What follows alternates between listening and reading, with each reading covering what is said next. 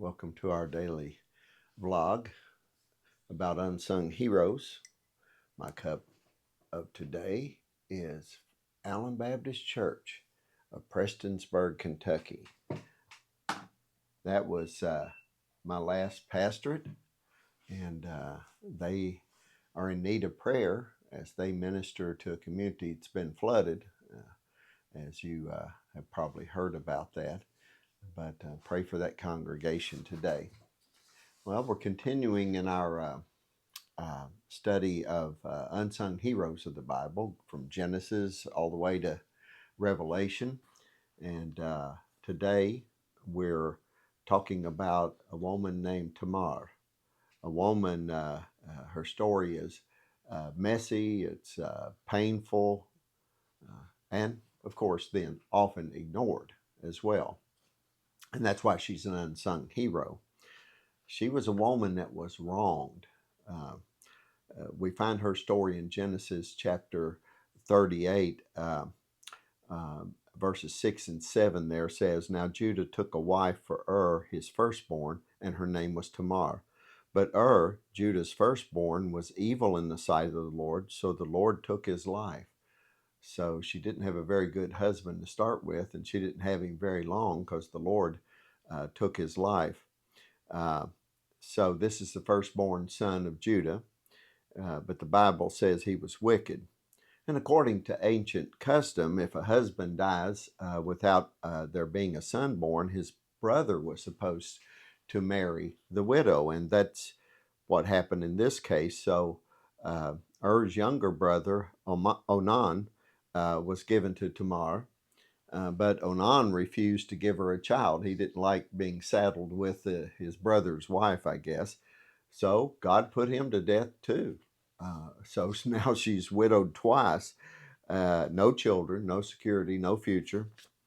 Now Judah had another son coming along, and but he didn't want to give her to Tamar. He was fearful he might lose another son, like he lost the first two. So uh, there she was, no security, no future, and sort of abandoned by Judah, her father-in-law.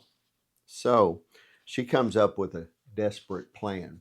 In Genesis chapter 38, we find the plan that she came up with to take care of things.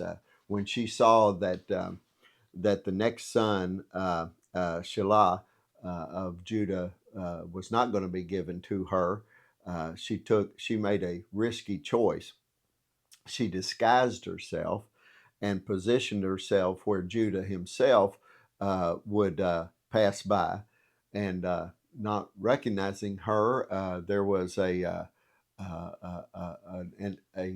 meeting there in which Judah slept with Tamar, and and of course it produced a pregnancy.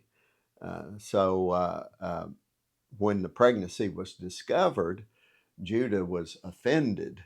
Never mind the fact that he was sleeping with women that he passed at a gate, but he was offended that his daughter-in-law had gotten pregnant out of marriage. But when it was revealed to him that he was actually the father, so in verse 26, Judah recognized them and said, She is more righteous than I, inasmuch as I did not give her to my Shelah, uh, and he did not have relations with her again. So Judah sort of repented of his sin, but he realized that Tamar had acted more righteously than he had, because he didn't keep agreements that he should have.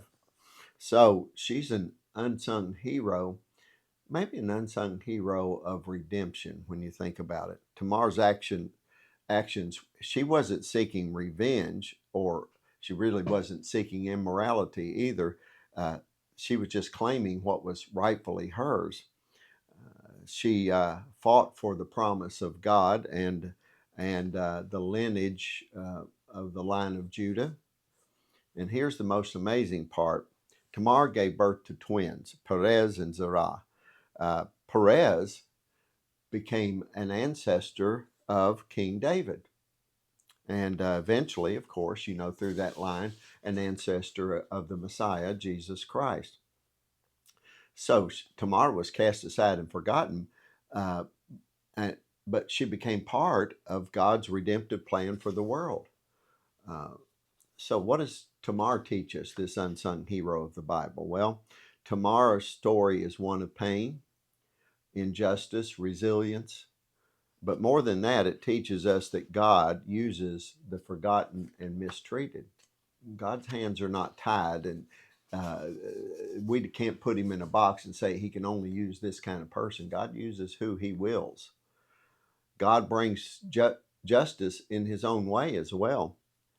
Judah failed Tamar, but God didn't. God restored her and placed her in the lineage of the Messiah.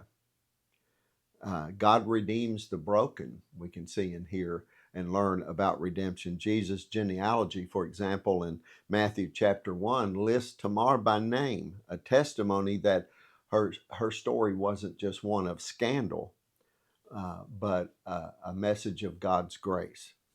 So, today you may feel forgotten, mistreated, or trapped in an unfair situation. That may be your lot today.